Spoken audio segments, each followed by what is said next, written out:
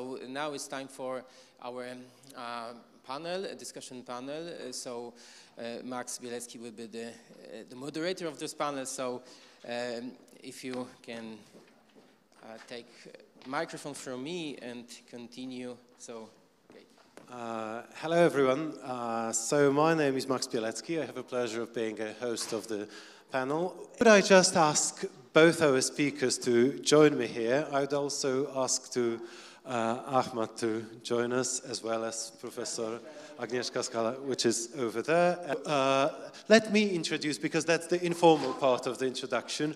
So Agnieszka represents Technical University of Warsaw, the Department of Management, and Ahmed asked me not to he gave me specific instructions not to tell you that he's got PhD, and not to tell you that he's got MBA, and not to tell you that many things, that actually probably I'll just ask him to introduce himself when the time comes. But I wanted to start with a maybe slightly provocative question. I wanted to ask,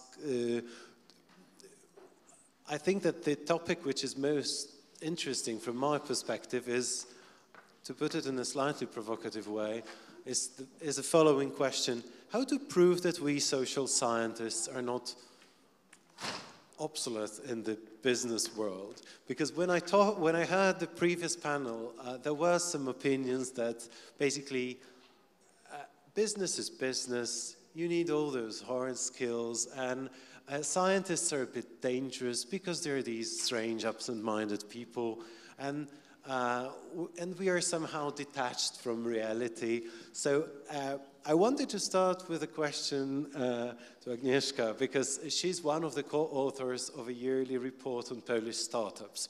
And when I was looking at the results, I found a very interesting piece of information there, namely that the startups having social scientists as leaders are actually the most successful ones.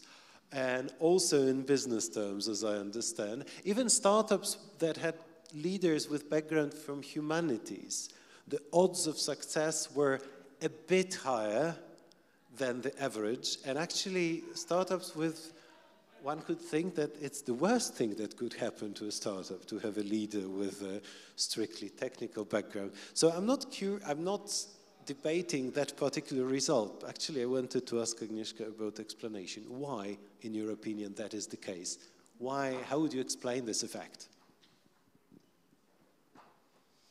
Well, thank you. I think if I have a clear answer for your question, I would get the second Polish Nobel.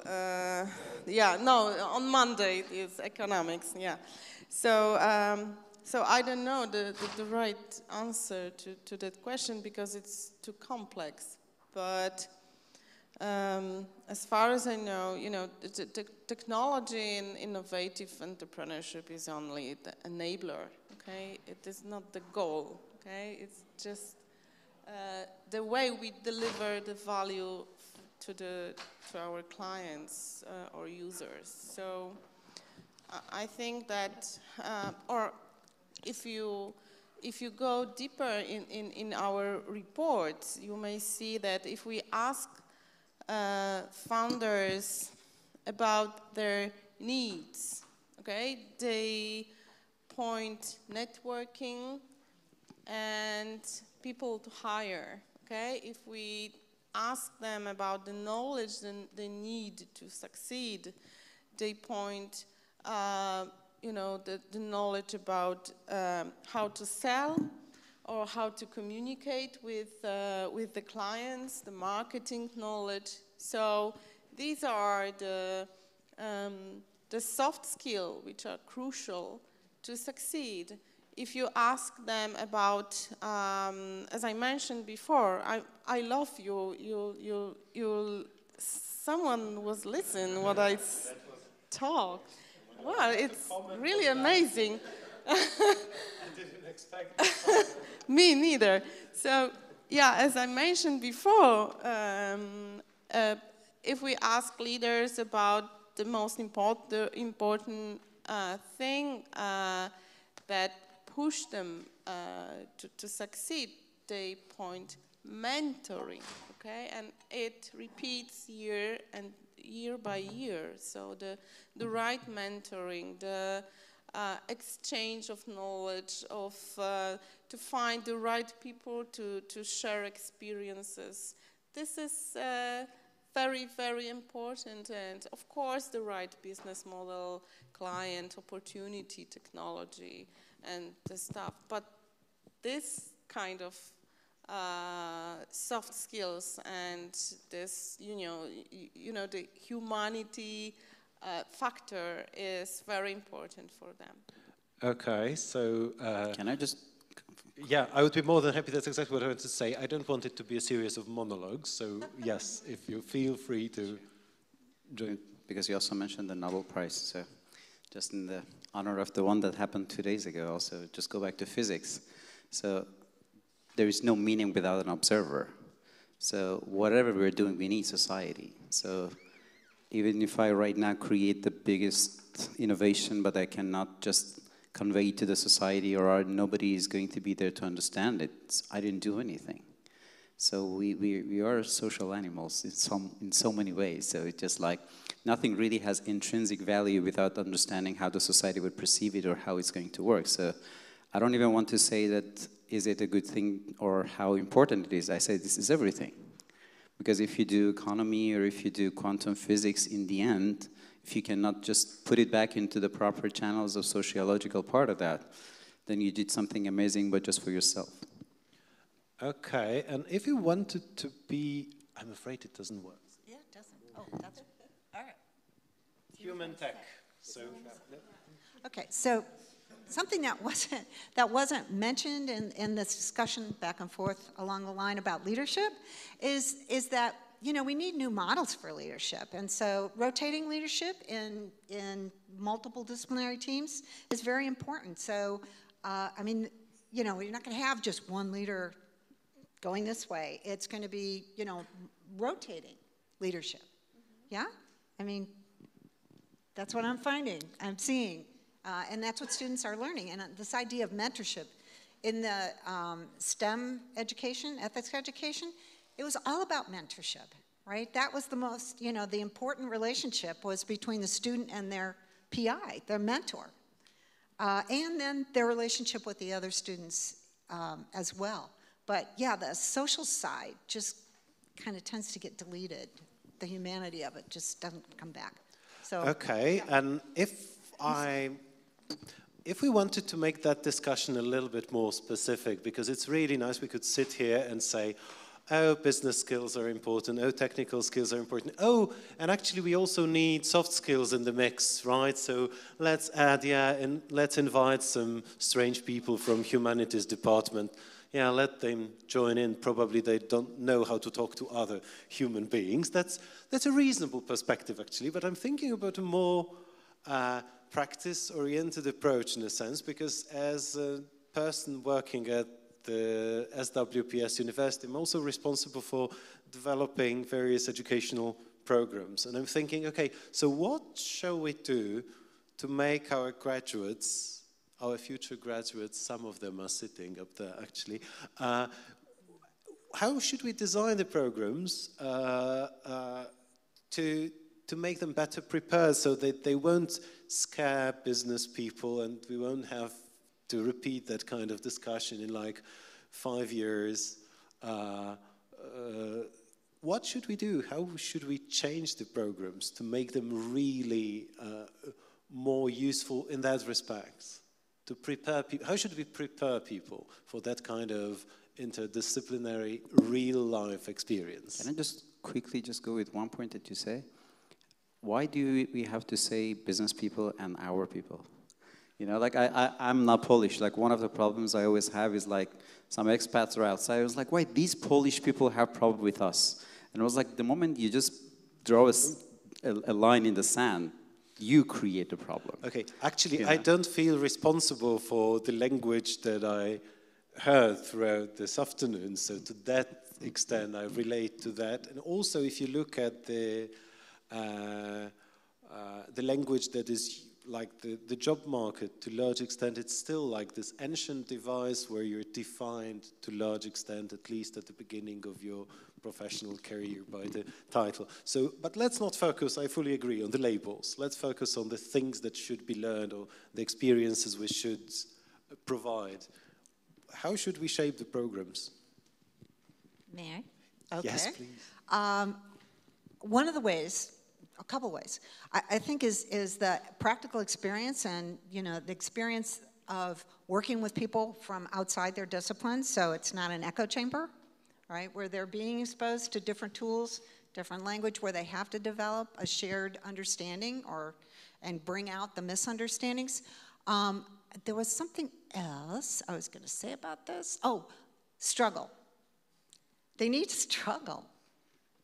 You know, I think that, you know, I mean, the education system as it was 25 years ago, or, you know, there's still remnants of it around.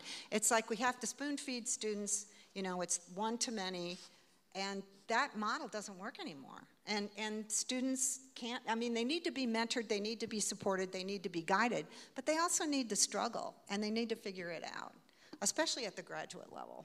So I would say struggle is a part of that, putting them in situations where they're outside their comfort zone, but not over their head, maybe.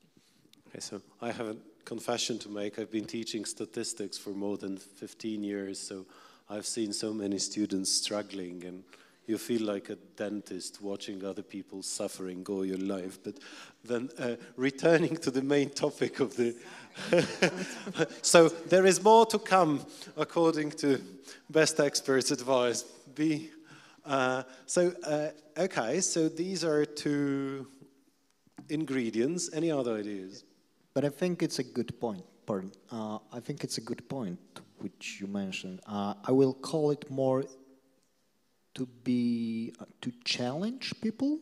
Maybe that word will fit better, if I may. I like to challenge myself as many times as I can. I like to challenge my employees. I like to challenge my students, because I believe that if we will take out people from the comfort zone and we will put it in front of the real problems, in the end of the day, even if it's going to be a failure for them, people learn from the failures, not from the successes. So, answering on your question, Max, and thank you for being a part of UX design studies as well, because you're one of the lecturers.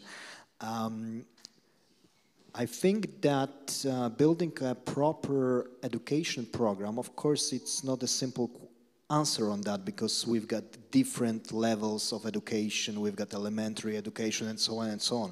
But in general, we should be in line with a life, with a social life, and with a modern times. I mean, we should, the studies, the schools shouldn't build the Chinese walls, as you mentioned, but we should be in line. That's the thing which I like about the university, I mean, SWPS, because it's a private university, so they've got some kind of approach to be in line with business people, other different disciplines than not only the scientists. Because in the end of the day, the goal is to mix people together. Because in the interdisciplinary teams, I mean, for example, business people and the scientists together, they can figure out something. Right now, as we all know, the most fancy wave in startup field or in ecosystem of startups is to work on a deep tech technology. And a deep tech startup needs to have like half of the people in the startups need to have PhD. And that's like, it's obvious, yeah? So I think the world is changing, and the approaches are changing, and the scientists are changing, the business people are changing, and it's not so simple to say that here are the scientists, here are the startups, and here are the business people, especially right now. Because from my perspective, 10 years ago, 15 years ago, 20 years ago, it works in a different way. And you are right. Probably even 10 years ago, it was in the way that you described. But right now, I think that I know many, and you are the example of one of them, are scientists who are also engaging themselves to the business projects, who are working on the market, who are even building some solutions. And on the other way, it's working also the same. I mean, the business people, after years of building businesses and earning money and so on, they are going back on the universities and they want to give it back to the society. So they are teaching, learning, mentoring, or even they are going to the studies to learn something more. So I think it's mixed, and it's not so easy right now to build the borders, to build the lines. And it's good, and I think we should increase that approach, and we should try to mix those people, and in education programs, we should challenge people and put them in front of the real problems. Okay, and anything you'd like to? Well, I think the best way to do so is, for example, the Finnish example, like Aalto University, where you have, the medical school and the design school and technical school, and together they try to struggle and set up some solutions. At my course, so we don't have such possibilities here, where the silo philosophy is still popular. So at my courses with my students, we try to set up some kind of startups at the 2 or 3 months courses, and try to establish some kind of business model. They go to find and to talk to their customers, ask them about their needs. So they need many different skills to finish the project. And at the end of the day, we have final presentations with guests from the city. Okay, so we have investors, startuppers, or accelerators in the house, and the ability to get the feedback from the guests is the biggest challenge for my students, I believe. It's the hard thing. So one could wrap it up saying that it's important to be, even though we are at the university, to remain somehow close enough to reality, including business reality, social context, and so on. On the other hand, as a person employed at a private university, I have to mention that all these educational models have one thing in common, which makes them difficult to implement. They are not perfectly scalable always, because they're expensive. Honestly speaking, they're time-consuming. You need resources, you need networking skills, you need, as a lecturer, a person responsible to deliver that kind of program, which makes them at times difficult. But here, on a more optimistic note, as Hubert said, there are more and more people willing to return from the business world to academia and join us. So hopefully that will be somehow easier. Yep. I mean, try to be very, also regarding the time. So learn, relearn, and unlearn. These are the things that I think, regardless of any topic, these are the things that any teacher or any lecturer have to have in mind. Because one of the problems we have is the science that I had, or the things that I was believing in 2 years ago, the next 2 years, they might not even be factual. So if I would tell people that is what it is, learn it, and don't think of anything outside of that, it might be wrong in any other aspect. Another thing also, I really feel like the whole world of academia can be a little bit more merged. I mean, I know that no university from tomorrow is going to do that, but think about like education as a service. Think about the whole idea that university would take the students in for the sake of just processing them in order to send it outside. Because right now what we're doing is like we're making some static page on the internet. We just don't even know why we're doing it. But if you look at an application only you feel something because you're waiting for an output. Right now, even the case of Poland, I see there are some external companies that they try to get something outside of university. But how close these things are, not to have partners, but rather really look at them as the customer, as the people that they are going to sit here because they ask us to educate these people for them, rather than then try to just put these kind of things that, again, I'm sure people who really have things with the whole chain management and these kind of things have that in line. Like you as a Toyota Motors or Ford just say that I'm going to make 1 million cars and then one day I'm just going to connect myself with passengers, see if they want to use one of them. You just say you have 1 million people outside and I make one by one car for them, and the moment there's going to be 1 million and one, I'm just going to ask one more cars to just be in the line.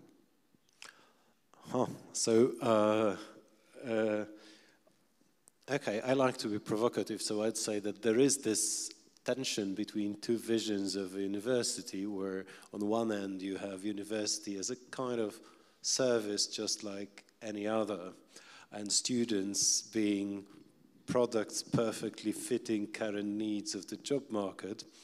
And we are probably far from that place, maybe even too far, but there's also the other end of the spectrum.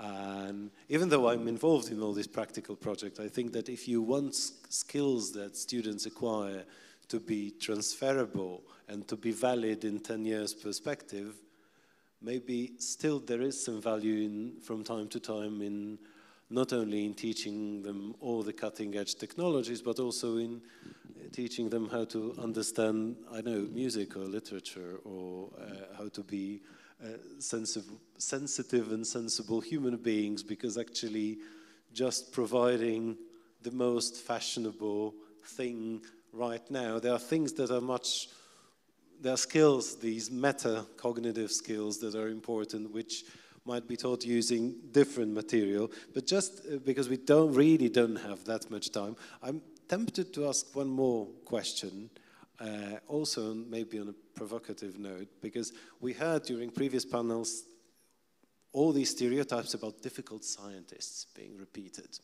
Right? We scientists, we are difficult. We are difficult as collaborators. We think too much.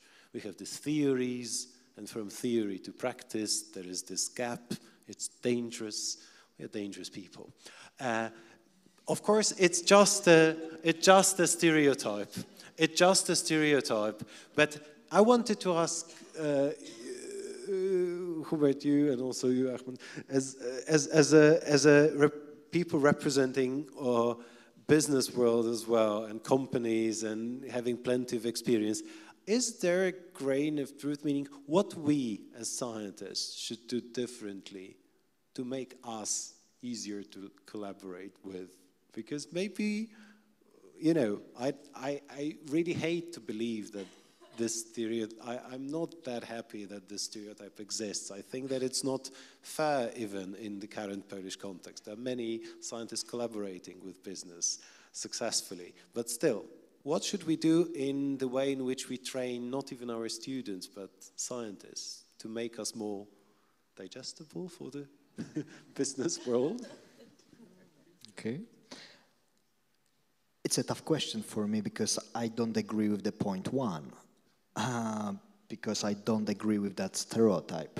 I agree with the colleague here that we shouldn't build the problems by ourselves and building those lines by ourselves. And I think that especially in Poland, sorry for mentioning that, but if you compare the US market and US university, all of us got knowledge how it works and how many companies are built in MIT and so on. It's super popular for scientists, and they are the professor are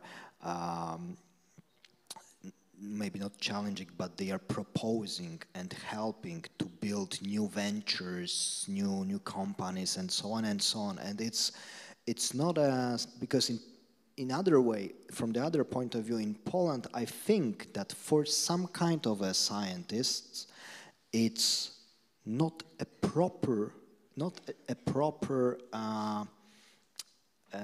it's not proper to build a company and earn money on the knowledge, because I am the scientist and I should be on the bright side of the force, and earning money is not the bright side of the force. I think some kind of that approach is in the mind. But I think it's stereotype, it's from the past, and it's changing, and it should change, because as we know, the more innovative markets are not thinking in such way. Scientists, I think there are two things. The first one is a program for the students. So from my opinion, programs for the students should be built in a cooperation with the market players. Not only the companies, but also the NGOs, for example, maybe with government people and so on and so on. Generally different experts, to fit to the, not even market, not even employees' roles, but more to the modern times, just to be on the date, just to solve the problems which people are struggling during the day. Because most of the students after the graduation, probably they're not going to be the scientists. Probably they're going to be on the, let's put it, market, yes? From the other hand, we've got people who choose to go to the scientist path. And I don't think that this path is the only way that you can be the scientist. I think I like to see that, for example, in Poland right now, you can, but it's super new, you can make a PhD based on a commercial project. It's a super new thing, because in the past it wasn't working in such way. Right now you can... And there are PhDs based on applicational projects, which sort of a novelty that you don't Yes, need. exactly. But I think that's the start. That's opening. That's the opening door for being scientists more close to the market. So, in my opinion, you can be a scientist, but also you can work for the business, and there's nothing bad with that.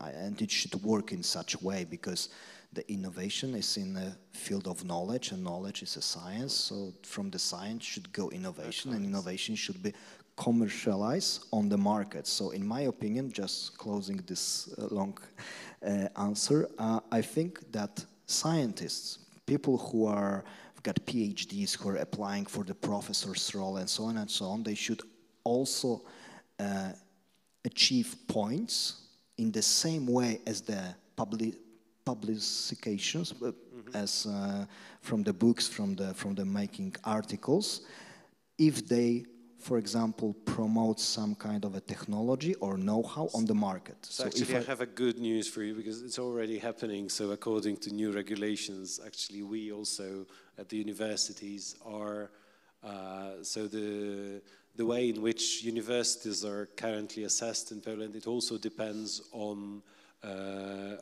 the income we obtain by commercializing, and that's great. Things, not only publication. And it's great, because you can spend your time on writing the book, and that's great, that's awesome, because you promote the knowledge and so on. But on the other hand, the same person can work with the company and promote that, I don't know, knowledge innovation on the market, and is also spending time on promoting the knowledge. So why it should be counted the same way, yeah? I mean, if I can just make a quick sample of that also, like in Zurich, if you really want to get something technologically done, just go to ETH. You have a very easy access to the right professor that is already working in the market. Next day, you're going to have the perfect example of like how it's going to be implemented in the market with a real knowledge, not like a theoretical part of that. And then after that, they would invite you to go there. So because you say why it's so hard and how we have to basically tackle that. If I want to also merge with the previous part of our conversation also, that's what I said regarding as like education as a service. That's MOOC. It's not university.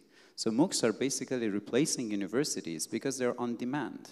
Because like, I don't know how many of you guys right now are doing applied mathematics at your work if you're not working at a university. You know, we all had to study that at some point in our university, and our certification was bounded by finishing that course. I'm not talking about things that they are totally irrelevant, at least up to that point. But when we really started being in the real world, like where we really have to basically do something to make money outside of university, then we just see that I spend, I don't know, like 200 hours just studying something that right now is like, hey, can I do this with mathematics? And I was like, but it has nothing to do with what we're trying to do. And I was like, so why did I not focus on that one? But when you're studying MOOCs, you can just say, I want to take this course and that course and that course, because specifically that's what is required for your future job.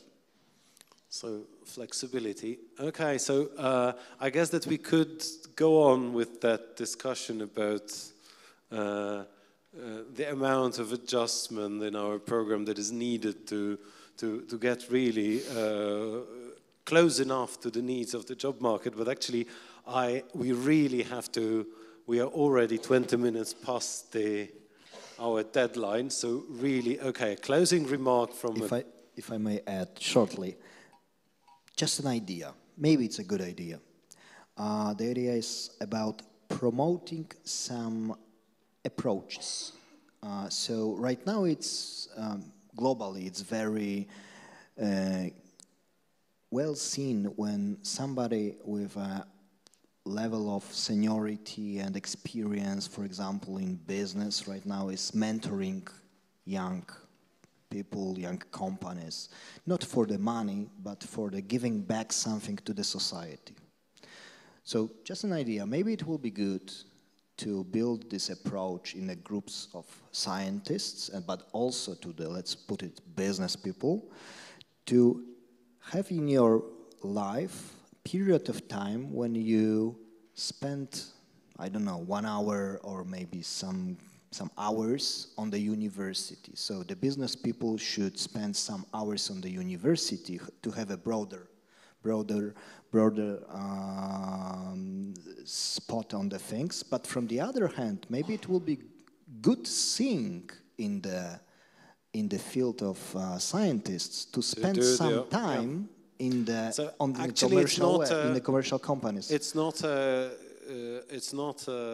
solution that is popular here in Poland, but in many countries it is possible to have some kind of like sabbatical, but the one that you spend in business world. So just to get back to reality, it's not a common thing. But first we would need decent sabbaticals at our universities. That's also EMBAs, basically.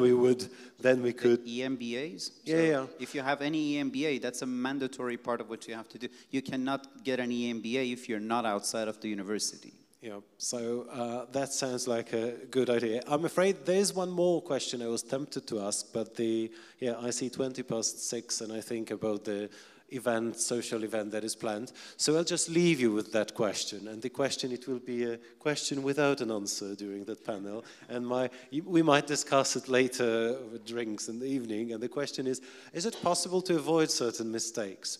Because I'm thinking, I asked during Hubert's presentation, I asked Christine, when exactly programs like your UX design program, when programs like that were established in the US, and that was approximately 20 years ago. We are still, at least, right? So we are still, okay, we are in a hurry and trying to build processes, educational products, and we feel like followers, but we don't have to follow Western countries or the US in every single step. We might hopefully avoid some of the mistakes. So the question is, what are the lessons learned? But that's the question that will remain unanswered, because there are no innovations that will stop the flow of time, not yet. So thank you so much. I'd like to thank you for your patience, and I'd like to thank you for your interesting answers and participation. Thank you very much.